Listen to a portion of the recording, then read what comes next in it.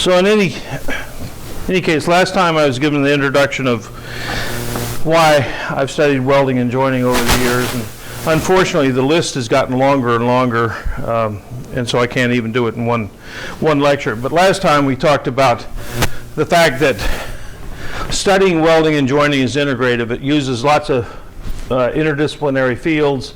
It's not just a materials field, it's physics, chemistry, structures, civil engineering, mechanical engineering, electrical engineering, chemical engineering. It's a whole bunch of things.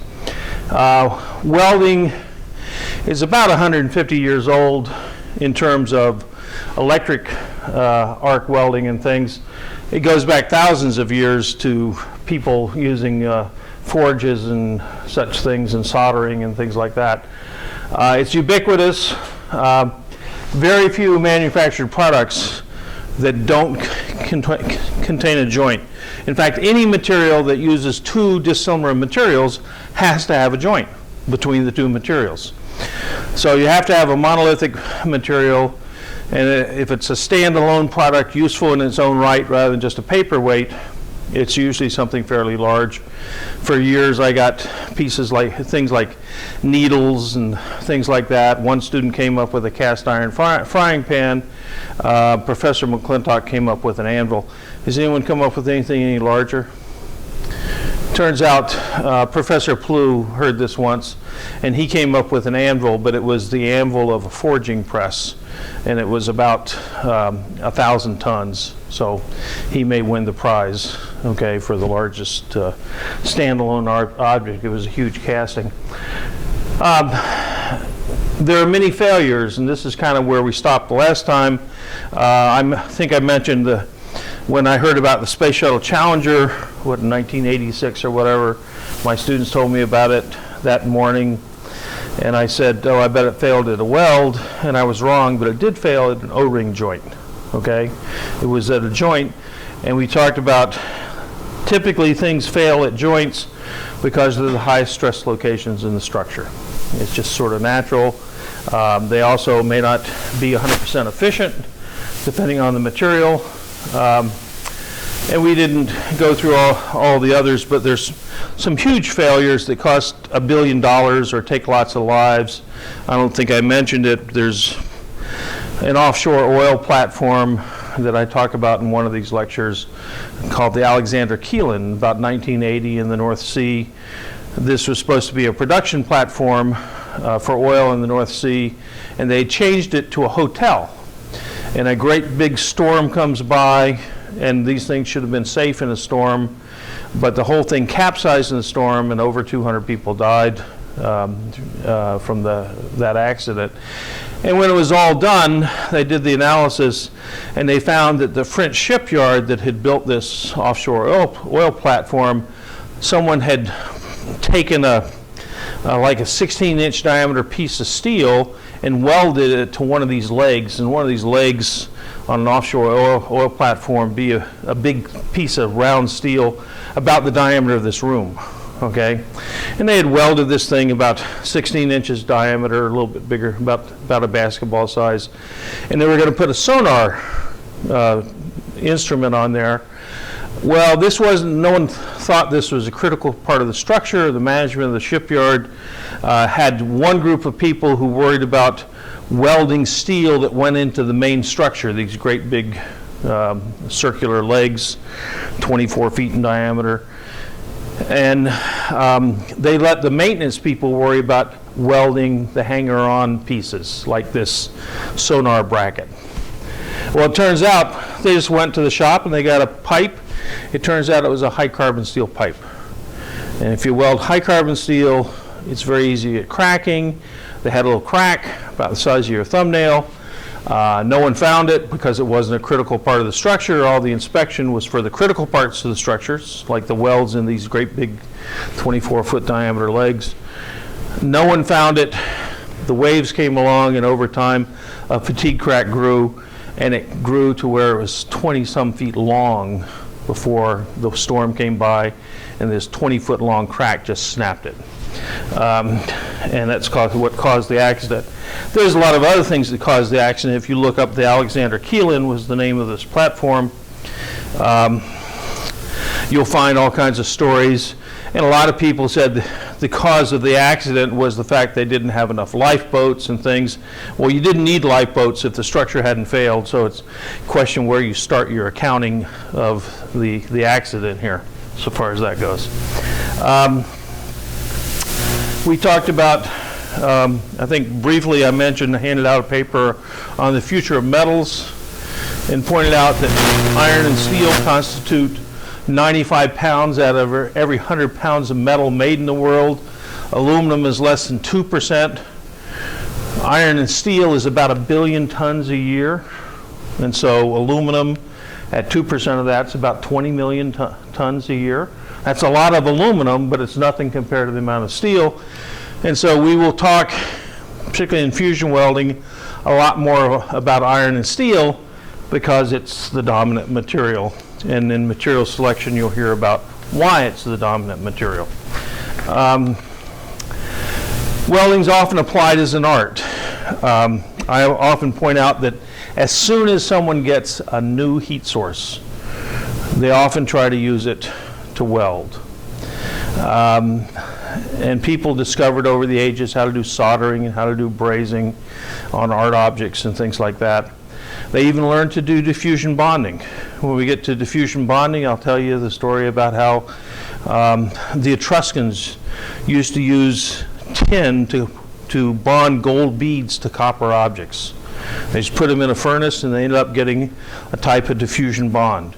And I always say the Pratt & Whitney patented this process in 1972 only because the Etruscans who used it in 600 BC didn't file an infringement, okay, against them. Some people think that King Tut's dagger had the same type of beads, gold beads attached to it by this type of diffusion bonding. No one knows because no one's willing to cut up the dagger to find out, okay? But in any case, welding is often applied as an art. Initially it was used as an art to make all kinds of vessels and things. If you go to Kyoto, Japan, their Sumitomo, I think it is, has this museum of Chinese castings. Sumitomo is a metals company in Japan. And 5,000 years ago, the Chinese were making bronze castings. Well, those bronze castings, they had to weld on legs and things like that. Well, they did it by pouring molten metal between the leg and the other casting to make a more complex product. And so people would use this initially as an art. Later they used it in the Middle Ages. A lot of the thing that was driving joining technology was military needs. Then people started discovering new types of science. Humphrey Davy discovered the arc, gave the name to the electric arc in 1805 or 1806, and he tried to weld with it within the next year. The earliest commercial use of a laser was in the mid-50s. The lasers were only invented in the mid-50s, but it's my understanding that General Electric used to make, well, back in the mid-50s, people used vacuum tubes in their electronics. We didn't have silicon yet. Silicon had been invented as a semiconductor in 1947, but it really hadn't been commercialized, so most of your power electronics had vacuum tubes, and some of these vacuum tubes would cost a couple $100 or $1,000, and back in 1950, that's a lot of money. And so they might make some of these things and seal them in the vacuum and then find out that one of the joints had failed. And supposedly General Electric took a research laser, and you'd have these two tungsten wires or molybdenum wires inside the clear glass vacuum tube, and supposedly they would first hit it with a soft electron laser beam that would just soften the wire so it would make contact with the other wire, and then they come in with power and weld it back together to make the electrical connection and repair this thing without having to cut it apart and save the vacuum tube. So lasers were used early on. Electron beams were used early on within the first 5 or 10 years of their having been developed into high-power devices. In my own experience, particle beams have been used for welding. Actually, in my own experience, even before that, in the mid-70s, they were making high-power lasers for military applications, but over here in Everett, Massachusetts, it's now Mellon Bank building, but they used to have Avco Everett Research Laboratories in that building, and they had 25 kilowatt lasers that had been developed for commercial applications under government contracts, and they tried to laser weld heavy pieces of steel and other materials. The problem with that is I had one of my students went to work for him, and he said his main job was making sure the thing worked. The laser worked when one of the customers would come in to look at it, because 90% of the time it didn't even work. But they used high-power lasers early on. In my experience, more directly in the early 90s, they had particle beam weapons, and the military had spent $250 million developing these proton beams that they would supposedly the Navy was going to shoot through the air and shoot down a missile coming towards the ship. In the British Falklands War, Falkland Islands War in the 80s, a French Exocet missile was fired by the Argentinians on the British carrier Sheffield, and it hit the Sheffield cruiser, and an aluminum fire started. Debates on whether it was aluminum fire, but it probably was. But it wiped out the entire ship. So one small missile that you could buy from arms dealers anywhere in the world could wipe out a capital ship of one of the world's major navies. And so people were worried about that. So the U.S. Navy was trying to develop these particle beam weapons from the mid-'80s through the early '90s. And then peace broke out with the former Soviet Union. And so they weren't quite as concerned about it, but they'd spent $250 million, and they wanted to find some application. They had a 3-day workshop, invited me to it, and said, can we use these to weld nuclear submarines? And I went down and said, well, maybe you could melt a nuclear submarine, but with 5 megawatts of power, you don't need that to weld. You only need a few tens of kilowatts. But anyway, I got a research project in the mid-'90s to see if we could use particle beam weapons to do welding and heat treatment and things like that. So as soon as a new technology for heat source comes along, people use it, and unfortunately, they don't necessarily understand it. So welding is often applied as an art, and along with that, relatively few people have been trained in welding. It is an interdisciplinary field, if you go back to the top thing there. And so there are people who are materials engineers who, like myself, I went to work for a steel company. They said, you're a welding engineer. I had never taken a welding course in my life, but I was all of a sudden a welding engineer. And I met many physicists who their manager will call them in and say, you're now a welding engineer. Okay? They took physics classes. They didn't know anything about welding. And you can kind of see how they kept reinventing the wheel, because they took what they knew from physics and would try to apply it to welding. It doesn't always work, okay? The physics of welding is a little different than what you learn in the classroom.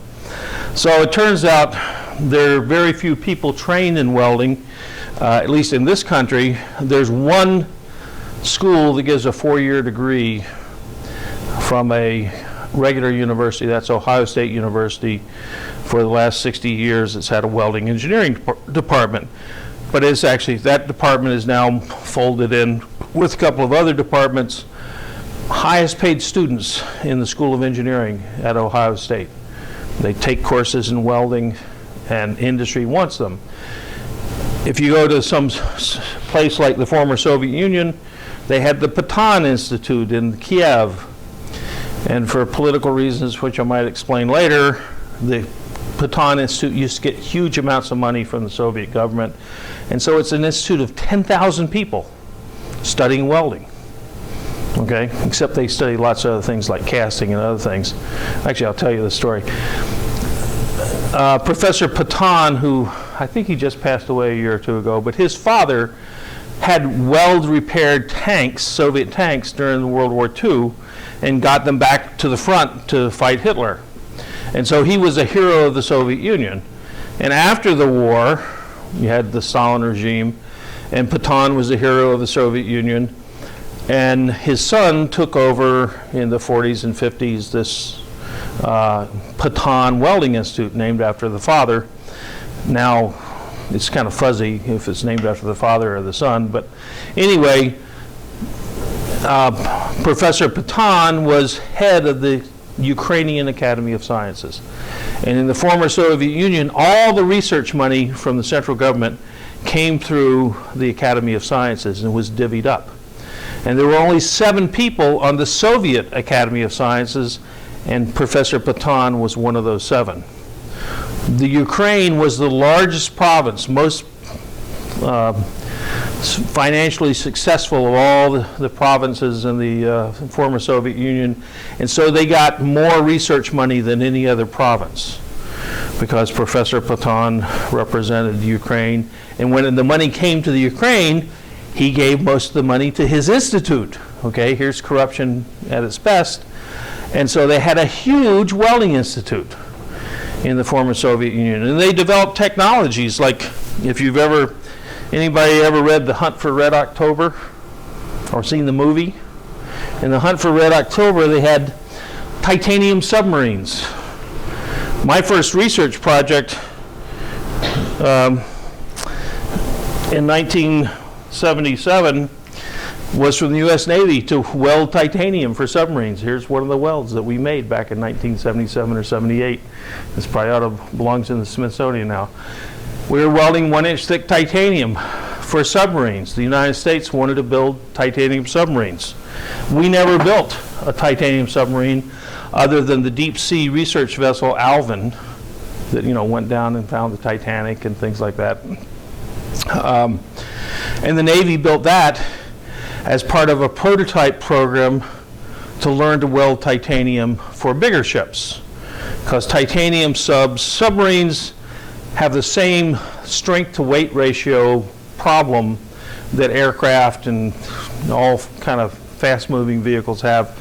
In their case, you want high strength to weight so you can dive deeper, and hopefully if you lose power you pop to the surface rather than sink to the bottom, because if you sink to the bottom everything gets crushed, including the people inside.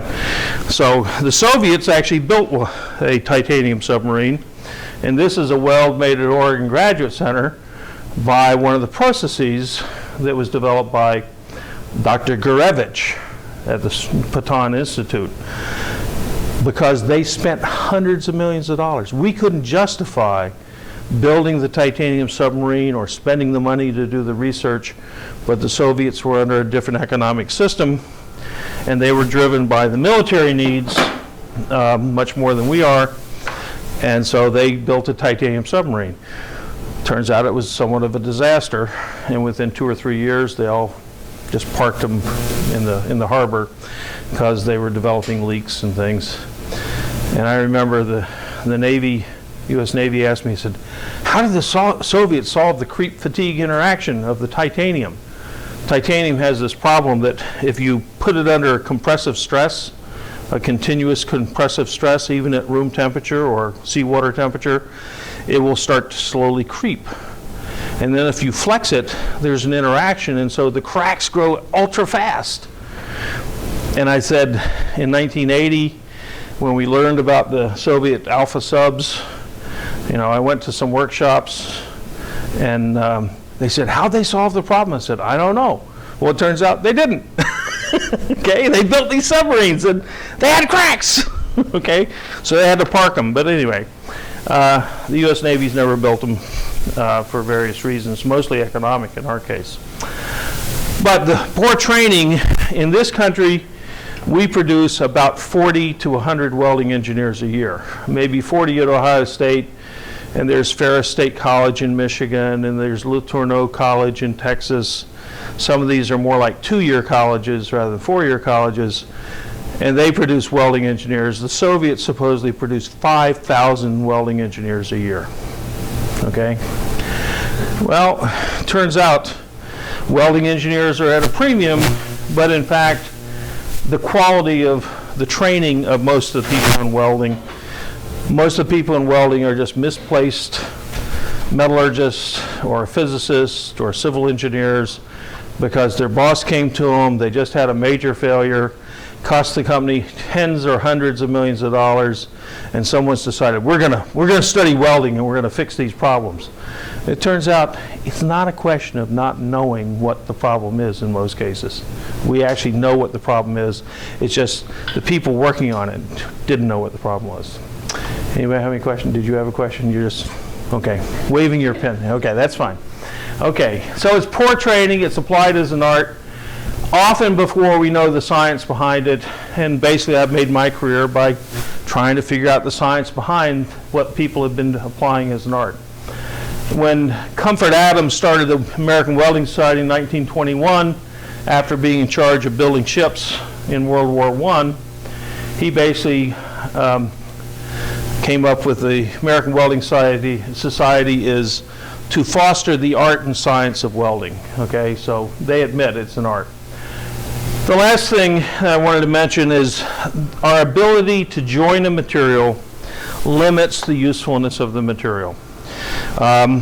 Here are a couple of pieces of aluminum sheet metal that came out of the automotive research labs. This one at Chrysler, this one at Ford.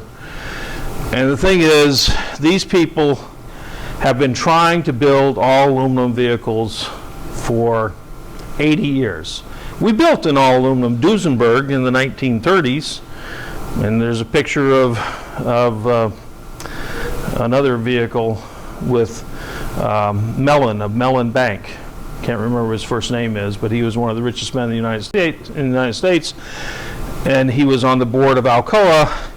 He had this luxury vehicle made out of all aluminum, but only he could afford it, okay? And today, I mean, 20 years ago, I used to say, people were talking about, because of the increase in the price of oil and everything else, gasoline, that steel was on its way out, and that in a few years we'd be driving all aluminum automobiles. And actually, one of the reasons I wrote that paper on the future of metals, where I talked about the future of metals and talked about the importance of steel, was because in the early 90s, you go to a conference and people would talk about, well, we're not going to be using metals anymore, it's all going to be ceramics, okay?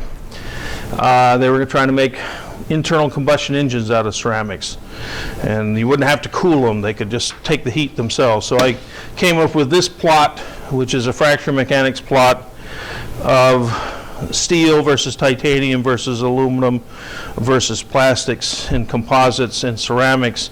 If you study this plot, steel is, you want to be way up here, and steel just has better properties by an order of magnitude compared to titanium and aluminum. And so it turns out the properties of steel are much, much better. It's also less expensive. But I also talked about ceramics in here, and that's some of the reasons I wrote this paper, because people would talk about, we're going to use these other materials, and steel's a dying material. Well, it's not a dying material. I used to say in 20 years, we'll still be driving steel cars. And people said, what about at the time Audi was building an all aluminum vehicle? In fact, if you go buy an Audi, they'll be all aluminum. Okay? High performance, lightweight. And what will you pay for an Audi? $100,000, right? If you go buy a Ford Taurus, you'll pay $20,000 or $25,000. And I used to, in the mid-90s, I started saying, anyone can build a $100,000 vehicle out of aluminum, but building a $20,000 vehicle out of aluminum is a lot more difficult. And in fact, it's true today. And 25 years ago, I predicted in 20 years we'd still be driving steel cars. And here it is 25 years later, and we are still driving steel cars. And all it took was understanding something about joining technology and the cost of materials. Other things, we couldn't use ceramics because it was hard to join them. We can join them so far as that goes. Here's a piece of the space shuttle, actually not the space shuttle, the X-33 space plane. This is an all composite material, Kevlar, actually it's Nomex, which is the same thing as Kevlar by a different manufacturer than DuPont. But you could buy this foam Nomex, which is like Kevlar. It's a fire-resistant material. They make the suits for firemen are made out of Nomex. You know, you pay $300 for a jacket rather than $100 for a jacket made out of Nomex, but it won't burn very well in a fire. It will hopefully protect you. It's got carbon fiber composites, adhesive bonded. They made this structure on a fast track. We might talk about it at some point, but it also has a foamed adhesive joint through here. You can look at that. They built 2 of those. That was supposed to be the liquid hydrogen tank for the X-33 space plane, and it turns out they built 2 of them at about $50 million a piece, and they weighed about 12,000 pounds. No, they weighed about 4,000 pounds. Anyway, it cost about $12,000 a pound to fabricate that. Okay? So you're looking at, I mean, that's less than an ounce, so it's not much more than, it's not even $1,000 worth of product right there. So you can, I often say, most materials can be joined if you're willing to pay the price. Okay? But the advantage of steel is it's much cheaper. And I handed out somewhere last time materials for the 21st century. And I think I mentioned that that article on materials for the 21st century is kind of my Cliff's Notes version for material selection.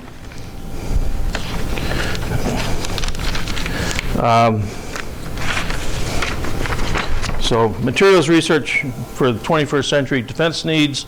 I was on this committee. They didn't like what I said, so they put all of my stuff in an appendix. I wrote this. And this is where we talked last time about the relative cost of materials. Materials are 10 to 20% of the cost. Fabrication, forging, machining, joining is 20 to 40% of the cost. I talk about the cost of different materials. But I also talk about, in the text of this thing, the value of a pound saved over the life of the vehicle. With gasoline at $1 to $2 a gallon, you can see this is a little bit old, okay, but nonetheless, with gas, you'll save $2 over the 100,000 mile life of a car for every pound that you take out of the car, okay? So, if at $4 a gallon, okay, you need to go 200,000 miles, right? Well, it turns out the price of the car has gone up since then too. Anyway, if you talk about an aircraft, you know they have vice presidents determine how many magazines that can be carried on the aircraft. Actually, they don't carry very many magazines in first class anymore because it's expensive. $200 a pound. So they have people deciding what type of coffee pitchers they can carry on the airplane.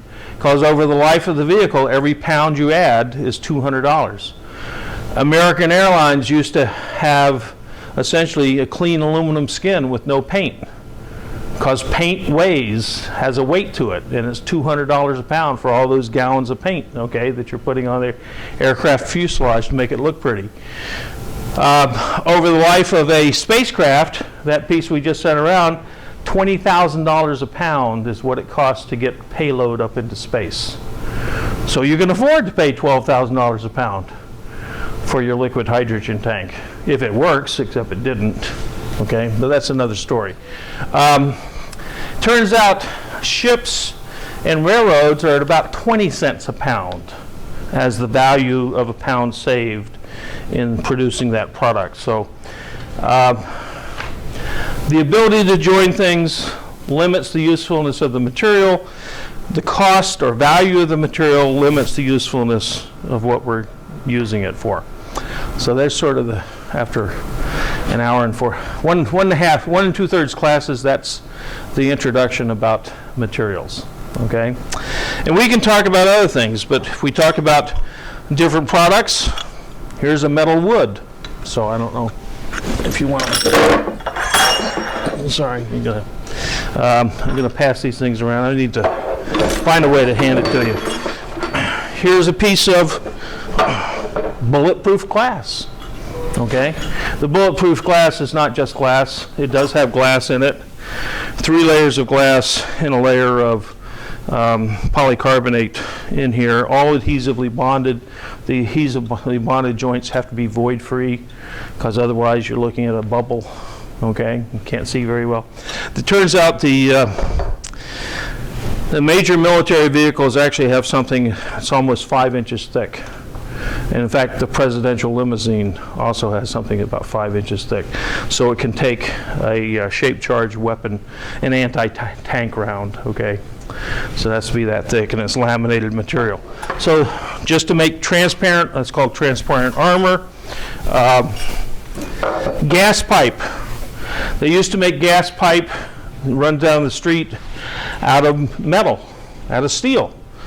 But after 30, 40 years, it corrodes. And now you have gas leaking into the soil, and you can blow up homes and things like that. Now they use plastic. Okay, they weld the plastic pipe. Very corrosion resistant, but it also fails, and it can fail at the joints. We can talk about some of that.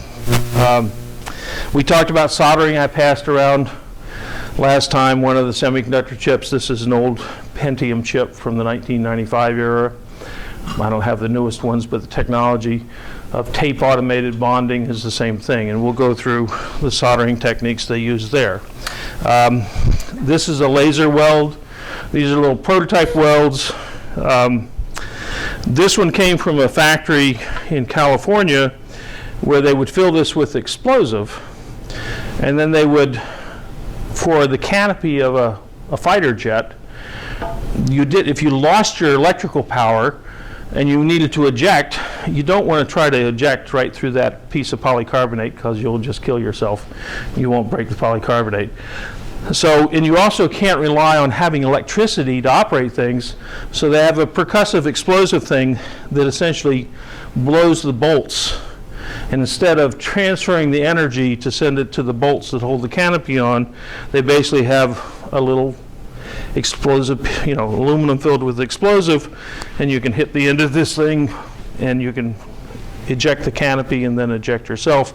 Laser welded aluminum. Okay. Here's a brazing example. This is part of a tool. Did I bring the rest of the tool? Yeah, I didn't. If you want to lug this one around, this is part of a tip for reclaiming asphalt from the street. So I have a great big machine. You may have seen them late at night on the highway. Great big machine has a bunch of these things, and it's just going around in circles, beating up the asphalt and reclaiming it so they can resurface the road. Well, the tip is usually made out of tungsten carbide, which is one of the hardest materials we know, but you can get a much better life if you use essentially sintered diamond. So this is a sintered diamond tip, the black stuff there. It's about 1 centimeter across or so. It's sintered diamond. Has to be brazed. It turns out it has to be brazed. You don't really need to see this. This weighs a couple of pounds. I mean, if you want to see it, you can see it. Anyway, so you have to learn how to braze that and braze it so it doesn't fail as it just goes beating up the road, okay, to reclaim the asphalt. We used diffusion bonding. This is a piece of titanium. This was part of the development project for the F-21 jet fighter. One of the students who was in the class gave this to me. He had recovered it when he was working at Pratt & Whitney in the research labs, and they were developing the engine and the joining technology of how to put together the jet engine. But that's a type of diffusion bonding. Anyway, I've got lots of little trinkets up here, and we'll go through them and pass them around when we get to these things. These other two are things we're going to talk about later today, maybe, if we get there, but probably be tomorrow. And so far as that goes, the schedule is tomorrow we'll have class in the other classroom at 11 o'clock. And I'll be there, and then Dr. Belmar will be here on Wednesday and Thursday. Friday, I'm coming back from Canada on the red eye, so I'll be here as long as my plane's on time, and we'll have class at 9 a.m. I should be back by about 7:30 that morning, and I'm used to the red eye. Okay, So that's the introduction. Welding really is used for all kinds of manufactured products. In a sense, this is a manufacturing course. In another sense, it's a course where I want to go through things and try to prove to you that you already know the answer. You learned in high school chemistry and physics, and someone just has to show you how to think through the problem. And so any questions before I start actually the first subject, which is cold welding? Okay. And so if I do that, if you don't have any questions, now your chance. If you look at Dr. Belmar's handout on the first day, he said that I would lecture on 12 lectures or so on cold welding, soldering, brazing, adhesive bonding, flames, thermal cutting, diffusion bonding. And then there's another module some of you might take, which is 12 lectures on fusion welding processes. And I've given that lectures in the past, and you'll be able to review those. But right now I want to start about cold welding, but even more basic. If I take two materials and just touch them together, they don't bond, right? Why don't they bond? There's two fundamental reasons. Throughout this, the next 11 lectures, we're going to keep coming back to the two fundamental reasons why things don't bond when you stick them together. Okay? And the first one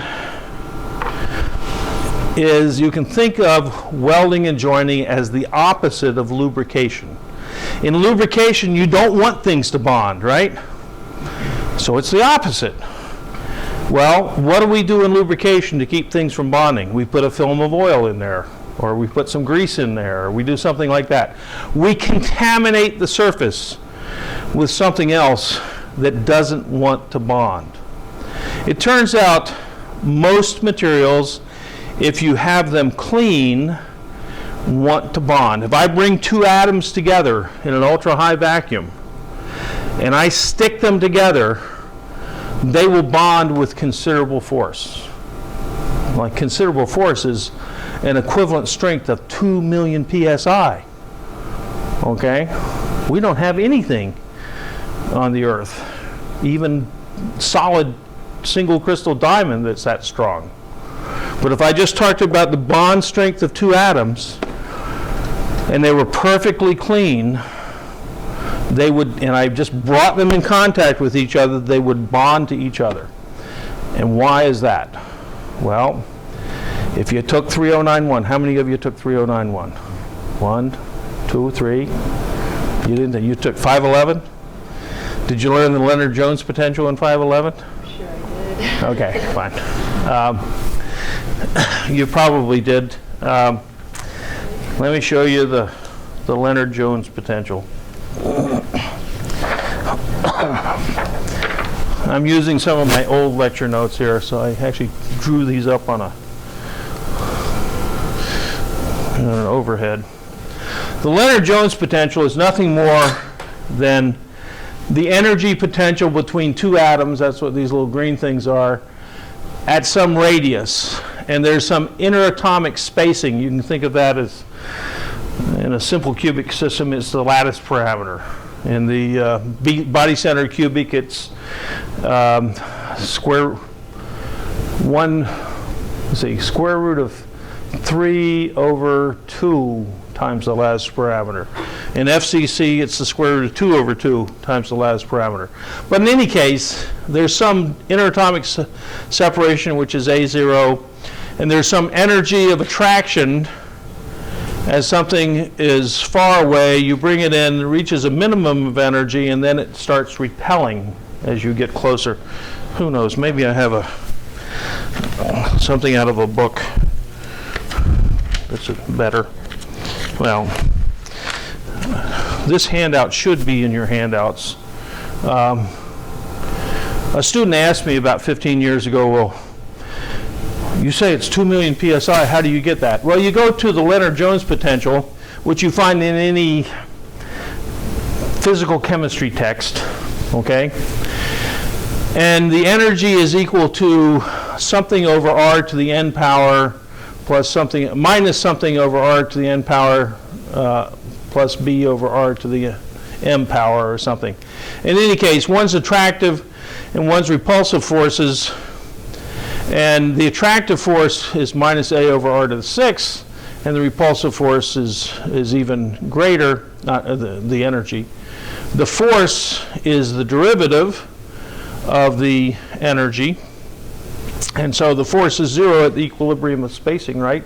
The equilibrium of spacing, it doesn't have anything trying to pull it one way or the other. So the force goes to 0. That's also the minimum of the energy of the Leonard-Jones potential.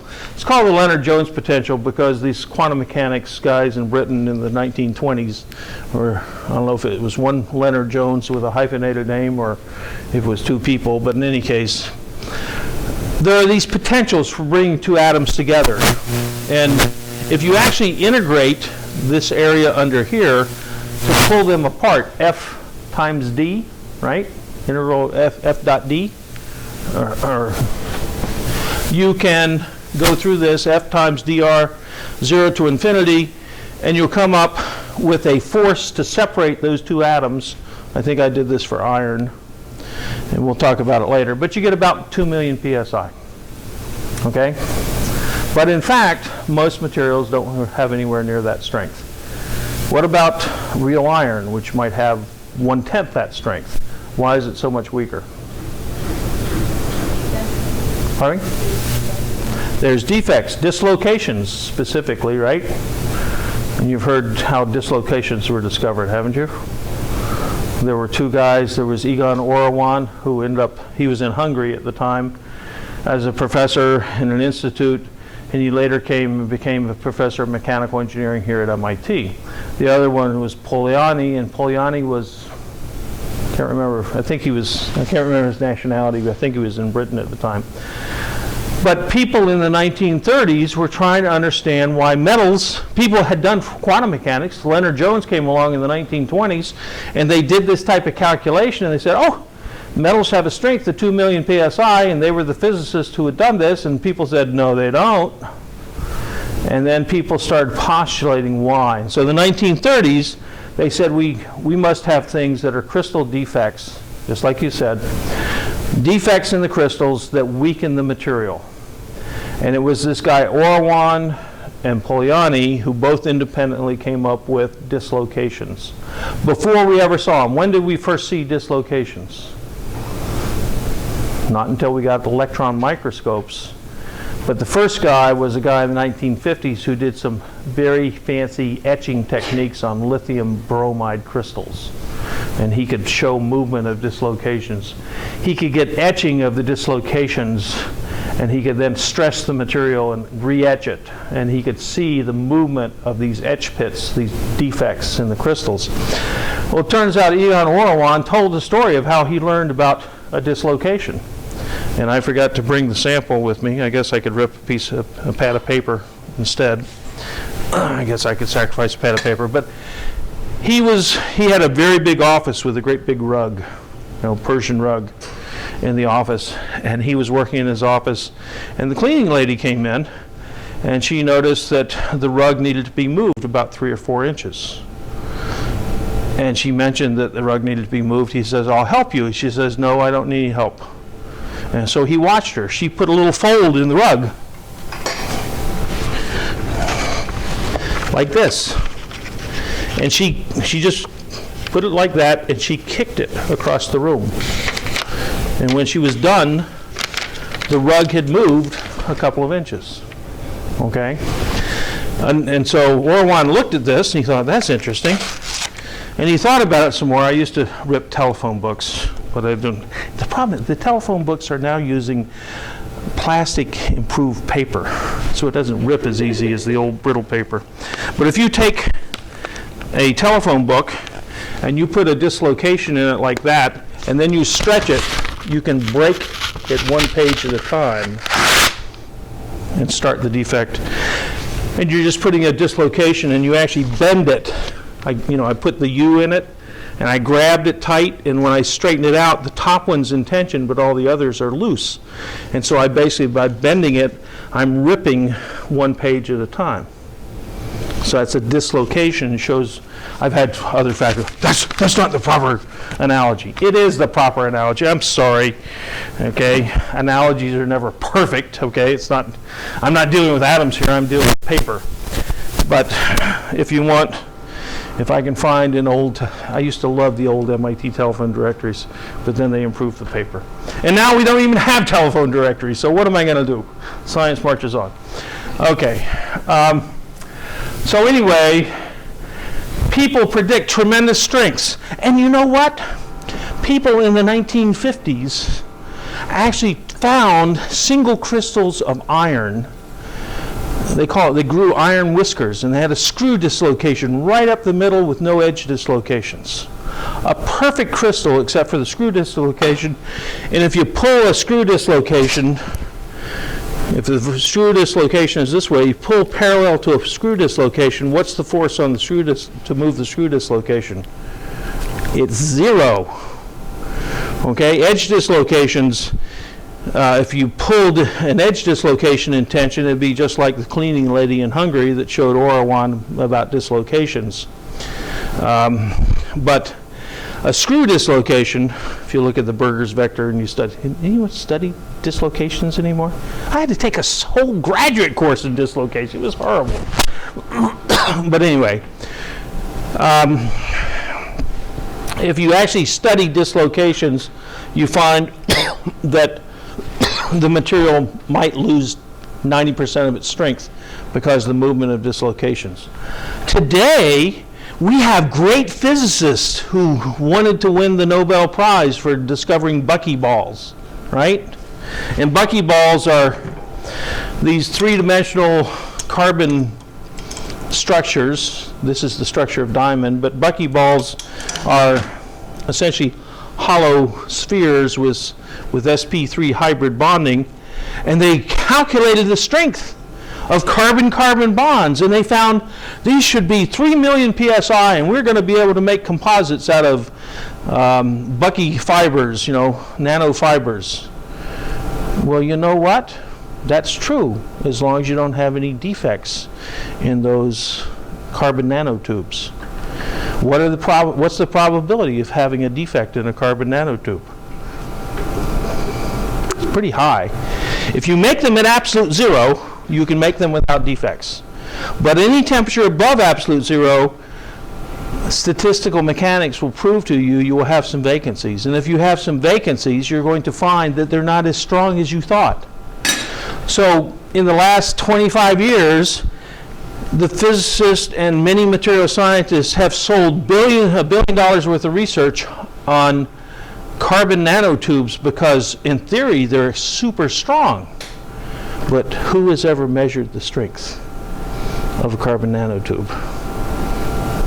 No one. But we did measure the strength of asbestos fibers, which are about 700,000 psi. Iron whiskers, about 1.2 million psi. They're not quite as strong as we calculate. But people have been running around selling schlock, okay, in material science because they can't remember history. And there was a guy up at Harvard named George Santayana. Anybody ever heard of George? He was a philosopher. And he's famous for a quote that those who cannot remember history are condemned to repeat it. Okay? And so the material scientists and the physicists, and someone won a Nobel Prize for discovering buckyballs. And just a couple of years ago, someone won a Nobel Prize for forming these flat sheets of bucky films, okay? And they're all saying, oh, this is going to save the world. We will have things that are 10 times as strong. Yes, if they're defect-free. But in fact, they're not defect-free. And so they're actually going to be 1/10 as strong or 1/5 as strong when we actually make them in high quantity, and people are going to be disappointed. So don't invest in carbon nanotubes for structural applications. And I'll see you again tomorrow.